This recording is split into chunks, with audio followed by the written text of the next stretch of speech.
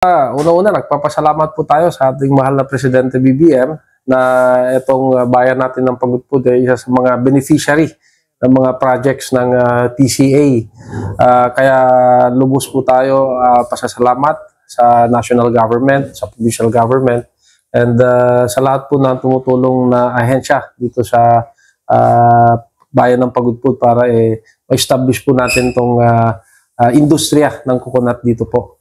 And hopefully, ma-inaugurate na po yung virgin coconut oil processing po natin dito na pinunduhan po ng ating mahal na Presidente BBM with the help po ng ating governor dati na si Apo Governor Matthew and of course our congressman po. Kailan po sir yun?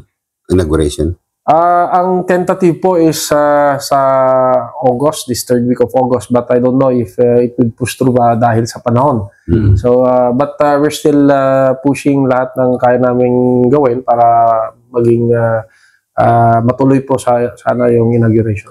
Sir, yung proposed resolution ng Pagudpud Airport, any comments sir? Yun nga yung isang natin, issue, no? Kasi nagpasa po si SPRJ ng resolution without first coordinating with the local government. And nung pumunta siya rito, sabi niya siya ang district Sangguniang Palalawigan. I explained it to him na we already have a master plan for that. And we have submitted the documents and we informed already the provincial government with regards to our master plan.